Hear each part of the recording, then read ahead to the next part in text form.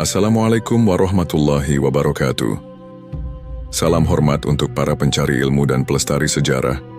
Selamat datang di Kitab Mawas Diri, tempat kita menggali kembali kisah-kisah yang terkubur oleh waktu. Hari ini kita akan menyusuri jejak terakhir kerajaan Hindu di Tanah Jawa, sebuah benteng perlawanan yang bertahan hingga titik darah penghabisan, Perang Blambangan. Sebuah kisah kepahlawanan, pengkhianatan, dan perjuangan yang nyaris terlupakan. Mari kita simak dan renungkan bersama.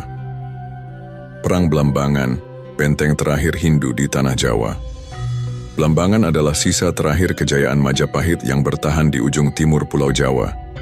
Ketika kerajaan besar itu runtuh, para bangsawan dan pengikut setianya mencari perlindungan di daerah yang jauh dari jangkauan kekuasaan baru. Blambangan menjadi tempat bagi mereka yang menolak tunduk pada perubahan zaman, mempertahankan adat dan keyakinan Hindu di tengah derasnya arus Islamisasi yang melanda Nusantara. Secara geografis, Blambangan memiliki posisi yang menguntungkan sekaligus menantang. Terletak di perbatasan antara Jawa dan Bali, wilayah ini dikelilingi hutan lebat dan pantai yang sulit diakses, menjadikannya benteng alami yang sukar ditaklukkan. Laut di sekitarnya juga menjadi jalur perdagangan penting yang menghubungkan Jawa dengan kepulauan lain, menarik minat banyak kekuatan besar, termasuk Mataram dan VOC, yang melihat Blambangan sebagai kunci penguasaan perdagangan di timur Jawa. Meski berhadapan dengan tekanan dari berbagai pihak, Blambangan tetap mempertahankan identitasnya. Para penguasa Blambangan mengadopsi gelar-gelar dan tradisi Majapahit, menegaskan garis keturunan mereka sebagai penerus sah kejayaan Hindu di Jawa. Upacara keagamaan, ritual adat, serta sistem pemerintahan tetap berlandaskan pada nilai-nilai yang diwariskan dari Majapahit. Namun keberlanjutan Blambangan tidak terjadi tanpa ancaman. Kesultanan Mataram yang sedang dalam ekspansi berusaha menundukkan wilayah ini, tidak hanya karena alasan politik dan ekonomi, tetapi juga sebagai bagian dari misi Islamisasi di Jawa. Meskipun beberapa kerajaan Hindu telah lebih dulu jatuh dan menerima pengaruh Islam, Blambangan tetap bertahan, menolak tunduk pada tekanan Mataram.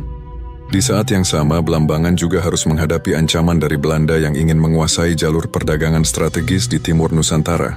VOC melihat Blambangan sebagai wilayah penting yang dapat dijadikan sekutu atau dijajah, tergantung pada bagaimana mereka bisa mengendalikan penguasanya. Namun, Blambangan bukanlah kerajaan yang mudah ditaklukkan. Berkali-kali upaya VOC untuk mengintervensi politik di kerajaan ini berakhir dengan kegagalan, karena rakyatnya lebih memilih berperang daripada menyerah pada kekuatan asing. Meskipun terus berada dalam tekanan dari dua arah, Blambangan masih bisa bertahan berkat perlawanan yang gigih dari rakyatnya.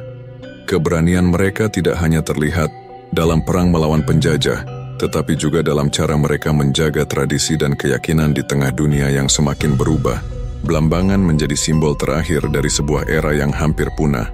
Sebuah kerajaan yang berjuang untuk mempertahankan warisan nenek moyang hingga titik darah penghabisan. Namun, sejarah menunjukkan bahwa bertahan tidak selalu berarti menang. Tekanan yang semakin besar dari Mataram dan VOC membuat Blambangan semakin terjepit.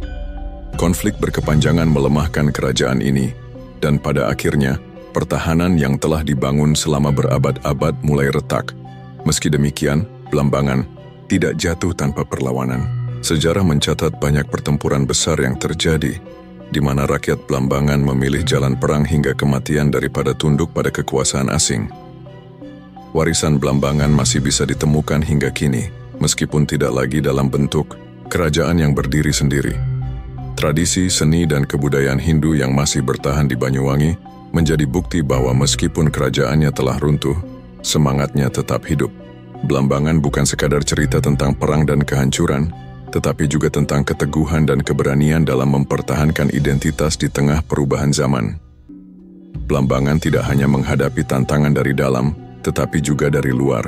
Kesultanan Mataram yang semakin kuat di bawah kepemimpinan raja-raja Islam menganggap Blambangan sebagai duri dalam daging. Bagi Mataram, kerajaan ini bukan hanya ancaman politik, tetapi juga penghalang bagi penyebaran Islam di Tanah Jawa. Keberadaan Blambangan yang masih mempertahankan tradisi Hindu dianggap bertentangan dengan misi Islamisasi yang dijalankan oleh para Sultan Mataram. Oleh karena itu, Blambangan harus ditaklukkan, bukan sekadar sebagai perluasan wilayah, tetapi juga sebagai bagian dari penyatuan Jawa di bawah panji Islam. Serangan pertama Mataram terhadap Blambangan tidak langsung membuahkan hasil. Wilayah ini memiliki pertahanan yang kuat, ditambah dengan alam yang keras dan sulit ditembus. Pasukan Mataram yang terbiasa bertempur di pedalaman Jawa harus menghadapi hutan lebat, sungai deras, dan rawa-rawa yang menjadi pertahanan alami Blambangan. Selain itu, rakyat Blambangan tidak mudah tunduk. Mereka lebih memilih bertempur sampai titik darah penghabisan daripada menyerah. Setiap kali pasukan Mataram menyerang, mereka dihadang dengan perlawanan sengit, baik dari pasukan kerajaan maupun dari rakyat biasa yang mengangkat senjata untuk mempertahankan tanah leluhur mereka. Di sisi lain, Blambangan juga menarik perhatian Belanda yang mulai menancapkan kuku mereka di Nusantara melalui VOC. Bagi VOC, Blambangan adalah wilayah strategis yang dapat digunakan untuk mengendalikan jalur perdagangan di timur Jawa dan mengamankan jalur pelayaran ke Bali dan Maluku. Dengan menguasai Blambangan, VOC bisa mengontrol pergerakan kapal dagang dan memastikan monopoli mereka atas rempah-rempah serta hasil bumi dari wilayah timur Nusantara. VOC melihat konflik antara Mataram dan Blambangan sebagai peluang. Mereka tidak langsung terlibat dalam pertempuran, tetapi memilih memainkan peran di balik layar. Dengan mendukung salah satu pihak atau memanfaatkan konflik internal, VOC berharap dapat melemahkan Blambangan dari dalam. Mereka menjalin hubungan dengan bangsawan yang mungkin bersedia bekerja sama dan memasok senjata bagi pihak yang dianggap menguntungkan kepentingan mereka. Namun, Blambangan bukan kerajaan yang mudah dipermainkan. Meskipun terhimpit dari dua arah, kerajaan ini tetap bertahan. Di satu sisi, mereka harus menghadapi serangan militer dari Mataram yang semakin intens. Di sisi lain, mereka juga harus waspada terhadap tipu daya VOC yang selalu mencari celah untuk menanamkan pengaruhnya. Perang berkepanjangan membuat rakyat Blambangan semakin menderita. Tanah yang subur berubah menjadi medan pertempuran. Banyak desa terbakar, sawah hancur, dan ribuan orang kehilangan tempat tinggal. Namun, di tengah penderitaan itu, semangat perlawanan tidak pernah padam. Setiap serangan yang datang dijawab dengan keberanian. Blambangan berada dalam posisi sulit. Jika mereka tunduk pada Mataram, maka warisan Hindu yang telah mereka pertahankan selama berabad-abad akan sirna. Jika mereka berpihak pada VOC, maka mereka hanya akan menjadi alat bagi kepentingan dagang Belanda. Pilihan semakin sempit, tetapi satu hal yang pasti, Blambangan tidak akan menyerah begitu saja. Pertempuran masih jauh dari selesai, dan darah para pejuang terus mengalir demi mempertahankan kebebasan tanah mereka. Pangeran Jagapati adalah sosok yang mewakili keberanian dan keteguhan hati rakyat Blambangan dalam menghadapi ancaman dari Mataram dan VOC. Ia bukan sekadar pemimpin, tetapi juga seorang ksatria sejati yang berdiri di garis depan perlawanan demi mempertahankan kehormatan dan kebebasan Blambangan. Dalam sejarah yang penuh darah dan pengorbanan, nama Pangeran Jagapati selalu dikenang sebagai pahlawan yang tidak gentar menghadapi musuh, meskipun kekuatan mereka jauh lebih besar. Ketika pasukan Mataram dan VOC mulai memperketat tekanan terhadap Blambangan, rakyat berada dalam ketakutan. Desa-desa dibakar, sawah dihancurkan, dan banyak keluarga kehilangan tempat tinggal akibat perang yang tak kunjung usai. Dalam situasi yang semakin genting, Pangeran Jagapati muncul sebagai harapan terakhir bagi rakyatnya. Dengan gagah berani, ia menggalang kekuatan dari para prajurit, petani, dan rakyat biasa yang siap berperang demi tanah leluhur mereka. Pangeran Jagapati memahami bahwa Blambangan tidak bisa menang dengan kekuatan militer konvensional. Pasukan Mataram dan VOC memiliki jumlah yang lebih banyak serta persenjataan yang lebih canggih. Oleh karena itu, ia menerapkan strategi gerilya, memanfaatkan medan Blambangan yang penuh hutan lebat dan rawa-rawa untuk menyerang musuh secara mendadak. Setiap serangan yang dilakukan oleh pasukan Blambangan selalu cepat dan menghancurkan, membuat musuh kewalahan menghadapi taktik perang yang tidak mereka kenal. Keberanian Pangeran Jagapati bukan hanya terlihat di medan perang, tetapi juga dalam kepemimpinannya yang menginspirasi rakyat. Ia bukan pemimpin yang hanya memerintah dari balik tembok istana, tetapi seorang pejuang yang bertempur di garis depan bersama rakyatnya. Ia berjuang bukan demi tahta, melainkan demi tanah air dan kebebasan. Belambangan dari cengkeraman Mataram dan VOC. Pertempuran terbesar yang dipimpin oleh Pangeran Jagapati terjadi ketika pasukan gabungan Mataram dan VOC melancarkan serangan besar-besaran untuk menaklukkan Belambangan. Pasukan Jagapati yang jauh lebih kecil jumlahnya tidak mundur, tetapi justru melawan dengan keberanian luar biasa. Hutan-hutan, Belambangan menjadi saksi bisu bagaimana para pejuang bertarung hingga titik darah penghabisan, tidak gentar meskipun musuh memiliki meriam dan senjata api yang jauh lebih mematikan. Namun, sekuat apapun perlawanan yang dilakukan, kekuatan Belambangan akhirnya melemah. Tekanan dari dua kekuatan besar membuat mereka semakin terdesak. Pangeran Jagapati terus memimpin perlawanan hingga nafas terakhirnya, tidak pernah menyerah meskipun keadaan semakin sulit. Dalam pertempuran yang menentukan, ia gugur sebagai seorang ksatria, bertempur hingga akhir demi mempertahankan tanah kelahirannya. Meskipun Pangeran Jagapati telah tiada, semangat perjuangannya tidak pernah padam. Kisah kepahlawanannya menjadi inspirasi bagi rakyat Belambangan, menunjukkan bahwa kebebasan adalah sesuatu yang harus diperjuangkan dengan darah dan nyawa.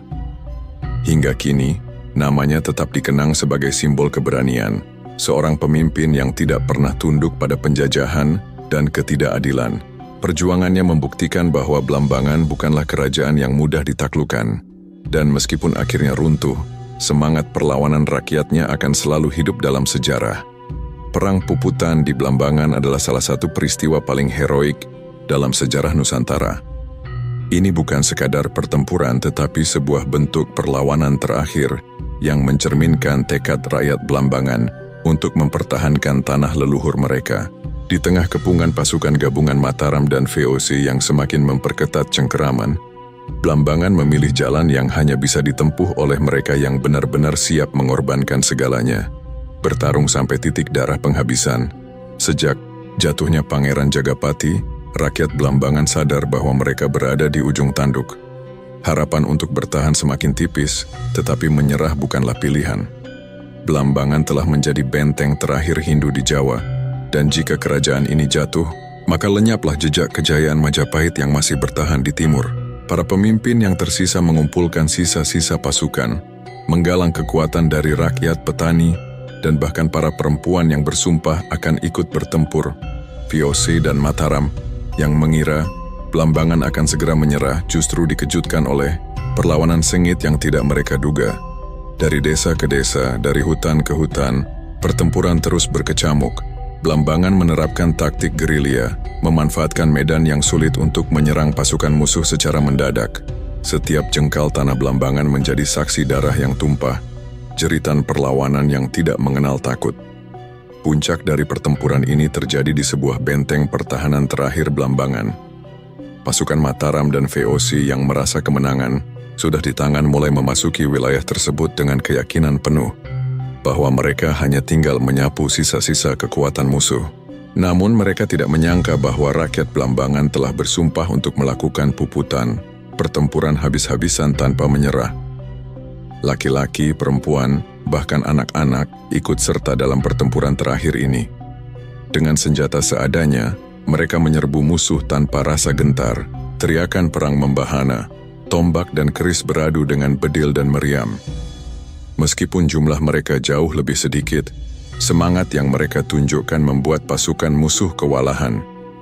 Belambangan tidak ingin hidup dalam kehinaan. Lebih baik mati sebagai pejuang daripada hidup dalam penindasan. Namun, keunggulan persenjataan akhirnya berbicara. Satu persatu pejuang Belambangan gugur. Benteng pertahanan terakhir hancur, dan tanah Belambangan yang sebelumnya berdiri tegak kini bersimbah darah para pemberaninya. Mereka yang tersisa memilih mati dengan senjata di tangan daripada menyerah. VOC dan Mataram akhirnya menang, tetapi kemenangan ini terasa getir. Mereka tidak merebut sebuah kerajaan yang menyerah, melainkan sebuah negeri yang memilih hancur daripada dijajah. Setelah perang ini, Belambangan tidak lagi menjadi kerajaan yang merdeka. VOC mengambil alih kendali, sementara pengaruh Mataram semakin memudar. Wilayah yang dahulu megah kini hanya menyisakan puing-puing dan cerita kepahlawanan. Namun, meskipun secara fisik Belambangan telah ditaklukkan, semangatnya tetap hidup. Kisah Puputan Belambangan menjadi warisan yang tak lekang oleh waktu. mengajarkan bahwa kehormatan dan kebebasan lebih berharga daripada kehidupan itu sendiri. Mas Rempek Jagapati muncul sebagai harapan terakhir rakyat Blambangan setelah kekalahan dalam Perang Puputan. Ia adalah sosok yang tidak gentar menghadapi ancaman dari VOC meskipun kerajaan sudah dalam kondisi terpuruk. Dengan sisa-sisa pasukan yang masih setia, ia memimpin perjuangan yang tidak lagi mengandalkan pertempuran terbuka, melainkan perang gerilya yang cerdik dan penuh taktik. VOC yang merasa telah menaklukkan Blambangan ternyata masih harus berhadapan dengan perlawanan sengit dari rakyat yang dipimpin Mas Rempek Jagapati. Blambangan yang terbakar oleh kekalahan justru semakin gigih mempertahankan sisa-sisa kedaulatan mereka. Mas Rempek mengorganisir para pejuang yang tersisa, memanfaatkan hutan-hutan lebat, rawa-rawa, serta medan yang sulit untuk menyerang musuh secara tiba-tiba. Pasukan VOC yang terbiasa dengan perang terbuka mulai kesulitan menghadapi perlawanan yang tidak terduga ini. Serangan gerilya dilakukan dengan cermat. Malam hari menjadi waktu terbaik bagi para pejuang Blambangan untuk menyerang pos-pos penjagaan VOC. Mereka bergerak cepat menghantam musuh lalu menghilang ke dalam kegelapan. VOC yang frustrasi mulai memperketat penjagaan, tetapi mereka tidak bisa memprediksi kapan dan di mana serangan berikutnya akan terjadi. Mas Rempek Jagapati juga tidak hanya mengandalkan kekuatan fisik, tetapi juga kecerdikan dalam memanfaatkan kondisi sosial dan politik saat itu. Ia berusaha menggalang dukungan dari wilayah-wilayah sekitar, mencoba membangun kekuatan untuk memperbesar gelombang perlawanan. Namun tekanan VOC semakin kuat. Mereka mengerahkan lebih banyak pasukan, memperketat pengawasan, dan menerapkan strategi bumi hangus untuk melemahkan Blambangan. Desa-desa dibakar, ladang-ladang dihancurkan, dan rakyat dipaksa tunduk dengan ancaman kekerasan. Meskipun demikian, Mas Rempek tidak mundur. Ia terus menggerakkan perlawanan dengan segala daya yang ada. Namun, seiring waktu, jumlah pejuang semakin berkurang. Satu persatu panglima dan pasukannya gugur atau tertangkap. VOC yang semakin bernafsu menumpas Blambangan akhirnya berhasil menemukan markas utama pasukan gerilya. Terjadilah pertempuran besar di tengah hutan yang menjadi pertarungan hidup dan mati bagi Blambangan. Mas Rempek Jagapati bertarung dengan gagah berani.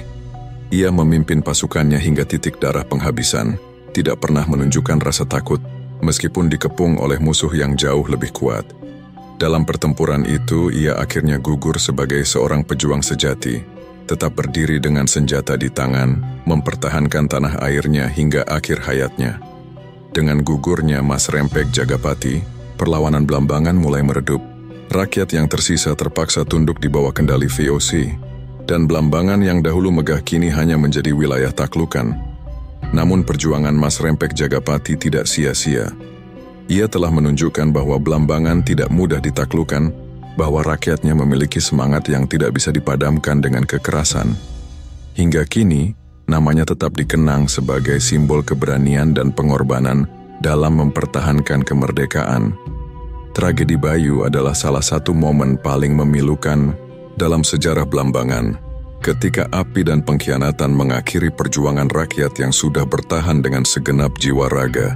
Desa Bayu, yang semula menjadi benteng terakhir perlawanan Blambangan, berubah menjadi lautan darah dan abu akibat serangan besar-besaran dari VOC. Inilah saat ketika harapan yang tersisa nyaris padam, dan Blambangan benar-benar berada di ambang kehancuran. Setelah perlawanan gerilya yang dipimpin Mas Rempek Jagapati, VOC semakin ganas dalam upayanya menguasai Blambangan.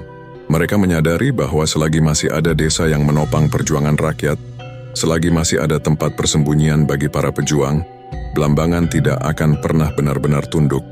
Maka, mereka mengalihkan perhatian ke Bayu, desa yang menjadi pusat kekuatan terakhir rakyat Blambangan. Bayu bukan sekadar desa biasa. Wilayah ini menjadi tempat berkumpulnya para pejuang yang tersisa, benteng bagi rakyat yang menolak tunduk, dan simbol terakhir kejayaan Blambangan. Disinilah strategi dan harapan masih hidup, meskipun semakin terdesak. VOC yang melihat Bayu sebagai ancaman segera merencanakan serangan besar untuk menghancurkan desa tersebut hingga ke akar-akarnya. Namun, serangan ini tidak akan berhasil tanpa adanya pengkhianatan. Di tengah ketegangan yang semakin memuncak, seorang dari dalam Blambangan sendiri membocorkan informasi tentang kekuatan dan posisi para pejuang di Bayu. Dengan informasi ini, VOC dapat menyusun strategi yang lebih terarah, mengepung desa tanpa memberi celah bagi rakyat untuk melarikan diri. Ketika serangan dimulai, desa Bayu disergap dengan cara yang brutal. Pasukan VOC datang dengan persenjataan lengkap, mengepung setiap sudut desa, dan memastikan tidak ada seorang pun yang bisa meloloskan diri. Rakyat Blambangan yang masih bertahan, segera mengangkat senjata, bertarung habis-habisan meskipun mereka sadar bahwa kekuatan mereka tidak sebanding. Pertempuran berlangsung sengit. Dari rumah ke rumah, dari ladang ke hutan sekitar, rakyat Bayu bertempur dengan segenap tenaga. Namun VOC sudah memiliki rencana lain. Mereka tidak hanya datang untuk bertempur, tetapi juga untuk memusnahkan desa itu sepenuhnya. Api mulai dinyalakan, rumah-rumah dibakar, ladang-ladang dihancurkan. Orang-orang yang terjebak di dalam rumah tidak memiliki pilihan selain mati terbakar atau keluar untuk menghadapi peluru dan pedang musuh. Tangisan anak-anak, jeritan para ibu, dan pekikan para pejuang menggema di seluruh desa yang kini berubah menjadi neraka. Bayu yang selama ini menjadi benteng terakhir kini hanyalah lautan abu dan mayat. Rakyat yang tersisa dipaksa menyerah, ditangkap, dan sebagian besar dijadikan budak oleh VOC. Setelah tragedi ini, Blambangan benar-benar jatuh. Tidak ada lagi kekuatan besar yang mampu melawan. Semangat perlawanan masih ada, tetapi fisik dan tenaga rakyat sudah hampir habis. Tragedi Bayu bukan hanya menandai kekalahan militer, tetapi juga kehancuran harapan. Api yang membakar desa itu juga membakar sisa-sisa kedaulatan Blambangan. Namun, meskipun Bayu hancur, kisahnya tetap hidup. Ia menjadi pengingat bahwa rakyat Blambangan telah berjuang hingga titik darah penghabisan. Tragedi ini adalah bukti bahwa Blambangan tidak pernah menyerah dengan mudah, dan semangatnya tetap membara dalam ingatan generasi setelahnya. Blambangan akhirnya jatuh setelah perjuangan panjang yang penuh darah dan pengorbanan. Tragedi Bayu menjadi pukulan terakhir yang menghancurkan sisa-sisa kekuatan perlawanan. Dengan hancurnya desa terakhir yang menjadi benteng pertahanan rakyat, VOC semakin leluasa menancapkan kekuasaannya di ujung timur Jawa. Tidak ada lagi yang mampu menandingi kekuatan mereka. Tidak ada lagi pasukan yang bisa melawan. Blambangan, kerajaan Hindu terakhir di Jawa, kini benar-benar berada di bawah kendali kolonial. Setelah kemenangan VOC, Blambangan mengalami perubahan besar. Rakyat yang masih hidup dipaksa tunduk, banyak yang dijadikan pekerja paksa atau dipindahkan ke wilayah lain agar tidak bisa lagi mengangkat senjata. Kehidupan yang dulu berpusat pada tradisi Hindu mulai berubah seiring dengan pengaruh Islam dan kebijakan kolonial. Candi-candi yang dulunya menjadi pusat spiritual perlahan ditinggalkan, keyakinan lama mulai terpinggirkan, dan budaya Blambangan mulai pudar di tengah gelombang kekuasaan baru. VOC yang kini menguasai Blambangan tidak hanya mengincar wilayahnya, tetapi juga sumber dayanya. Tanah-tanah subur yang dulunya milik rakyat kini dikuasai oleh kolonial. Perdagangan rempah-rempah dan hasil bumi semakin diawasi, dan Blambangan yang dulu menjadi kerajaan mandiri kini hanya menjadi bagian dari sistem ekonomi kolonial yang lebih besar. Dengan jatuhnya Blambangan, berakhirlah era kerajaan Hindu di Tanah Jawa. Jejak kejayaan yang dulu bersinar kini hanya tinggal kenangan. Namun meskipun Blambangan tak lagi berdiri, kisah perjuangannya tetap hidup, menjadi bukti bahwa rakyatnya tidak pernah menyerah tanpa perlawanan. Meskipun Blambangan telah lama runtuh, jejak kejayaannya tidak sepenuhnya hilang. Di tanah Banyuwangi, warisan kerajaan Hindu terakhir di Jawa masih dapat dirasakan dalam berbagai aspek budaya dan tradisi. Seni, ritual, serta semangat perlawanan yang diwariskan oleh leluhur tetap hidup di tengah masyarakat, menjadi bukti bahwa Blambangan tidak pernah benar-benar terhapus dari sejarah. Salah satu peninggalan paling nyata adalah tradisi seblang, sebuah ritual sakral yang dipercaya sebagai bentuk komunikasi dengan leluhur. Tarian ini masih dilakukan dalam upacara adat tertentu di Banyuwangi, mencerminkan akar spiritual yang telah ada sejak masa Blambangan. Selain itu, seni gandrung, yang kini menjadi ikon budaya Banyuwangi, juga memiliki jejak dari masa lalu, berkembang dari seni tradisional yang dahulu mengiringi kehidupan kerajaan. Di bidang kepercayaan, ajaran Hindu yang pernah mengakar dalam kehidupan Blambangan masih dapat ditemukan dalam beberapa tradisi lokal. Meskipun Islam menjadi agama mayoritas di wilayah ini, unsur-unsur kepercayaan lama tetap bertahan dalam bentuk adat istiadat dan sistem sosial masyarakat Banyuwangi. Selain budaya, warisan terbesar Blambangan adalah semangat perlawanan yang terus dikenang dalam sejarah. Kisah kepahlawanan Pangeran Jagapati dan Mas Rempek Jagapati masih menjadi inspirasi, mengingatkan bahwa Blambangan tidak pernah menyerah tanpa perjuangan. Perlawanan rakyat yang gigih terhadap VOC menjadi bagian dari narasi besar sejarah Indonesia dalam melawan kolonialisme. Blambangan mungkin telah runtuh secara politik, tetapi warisannya tetap hidup dalam ingatan dan budaya masyarakat. Jejaknya tidak terhapus, tetap menjadi bagian dari identitas Banyuwangi dan kisah panjang sejarah Nusantara. Demikianlah kisah Perang Blambangan, pertempuran terakhir yang menjadi saksi kejatuhan kerajaan Hindu di Tanah Jawa. Sebuah sejarah yang mengajarkan kita tentang kegigihan, pengorbanan, dan harga yang harus dibayar demi mempertahankan tanah air. Semoga kisah ini tidak hanya menjadi kenangan tetapi juga pelajaran bagi kita semua. Jangan lupa untuk terus mengikuti Kitab Mawas Diri, karena sejarah adalah cermin bagi masa depan. Sampai jumpa di kisah berikutnya. Tetap mawas diri dan jangan lupakan sejarah.